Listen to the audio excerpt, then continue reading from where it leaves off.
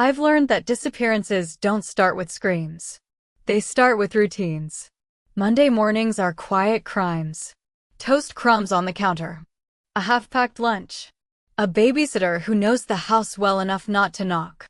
By the time the mother called my desk, her voice wasn't hysterical. It was confused. Confusion always comes first. "My son isn't here," she said. "Not missing. Not taken. Just not here." I arrived at the apartment at 8:17 a.m. The babysitter, Lena Morales, was sitting on the couch with her hands folded like she was waiting for church to start. No tears. No pacing.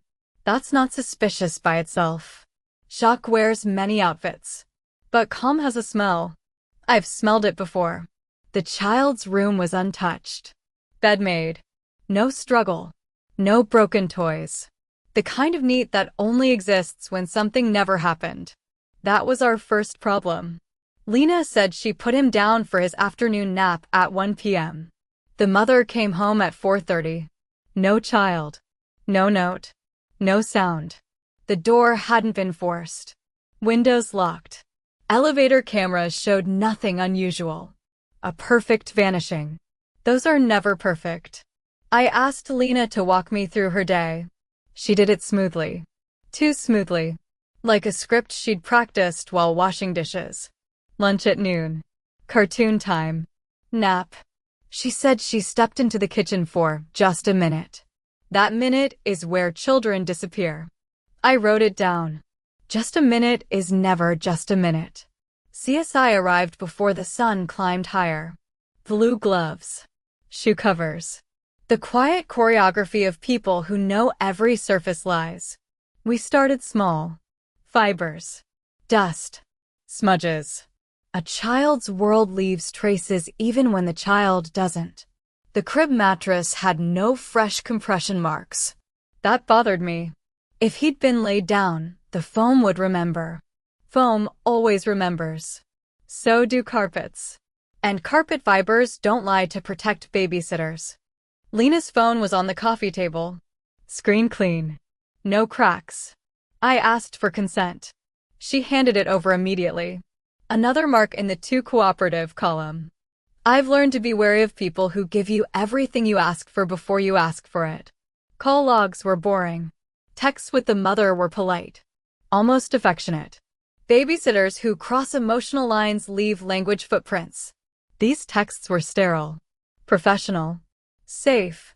Too safe. In the kitchen, I noticed something small. A sippy cup drying upside down.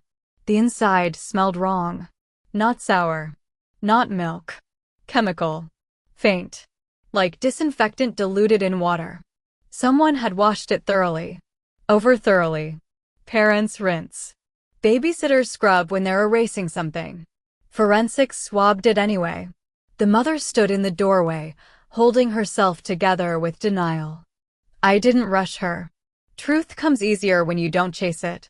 I asked about Lena. How long she'd worked for them. 8 months, she said. She was a blessing. Blessings are dangerous words in my line of work. I asked if Lena had ever been alone with the child outside the house. Park. Doctor. Errands. The mother hesitated. Hesitation is a confession's cousin. She took him once, she said. To the pharmacy. She asked first. Asked first. Another detailed babysitters used to build trust. I circled it in my mind. We checked the diaper bag. Empty except for wipes and a receipt folded neatly in the side pocket. Pharmacy. 2 days ago. Timestamp. 3:42 p.m. I asked Lena about it. Oh yes, she said. That day, he had a rash. Rashes don't erase children. CSI pulled me aside. Trace fibers from the crib didn't match the child's blanket. They matched a towel from the bathroom, meaning the child had been wrapped, not tucked in. That's not nap behavior. That's transport behavior. In the bathroom trash, under tissues and cotton pads, we found gloves. Latex. Powder-free. Babysitters don't wear gloves unless they're cleaning messes. They don't want to touch. Or leave behind. The elevator footage finally gave us something. Not a clear exit, but a shadow. At 1:14 p.m., a figure entered the service elevator alone. No stroller. No child visible. But the shadow on the wall was wrong. Too wide at the shoulders. Like someone holding something close to their chest. Lena said she never left the apartment. I went back to the living room and looked at her again. Same posture. Same folded hands. Same calm. Calm that had held since the beginning. That's when I noticed her sleeves.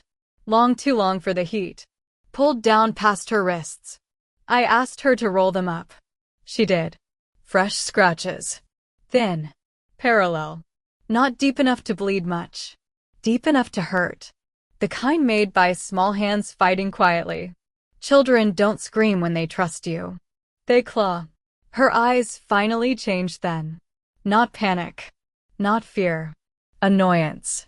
Like a plan interrupted. CSI's phone chimed with the first lab result. The swab from the sippy cup. Sedative. Pediatric dose. Dissolves fast. Leaves little taste.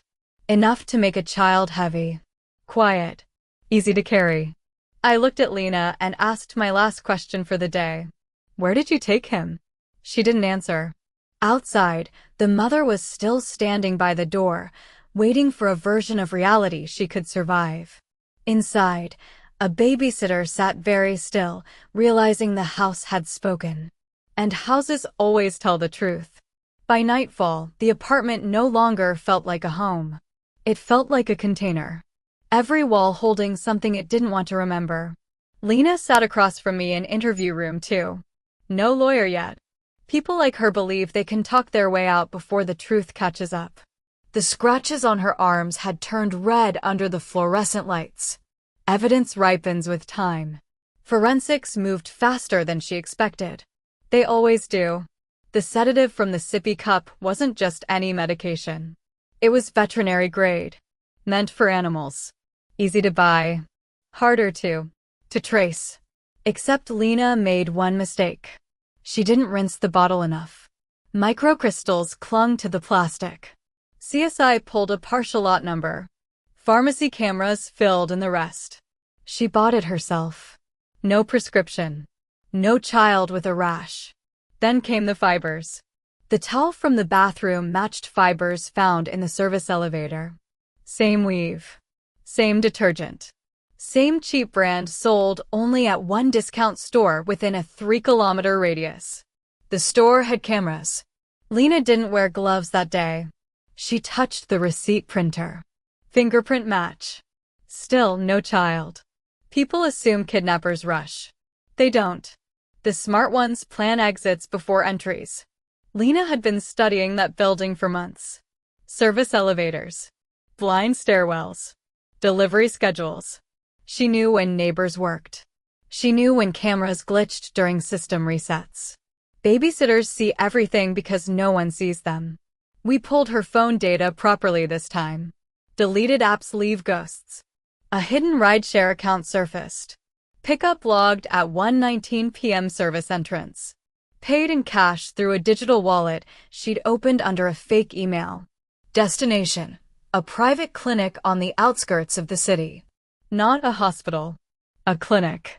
The kind that doesn't ask many questions if the money is clean and the paperwork looks official. I leaned forward.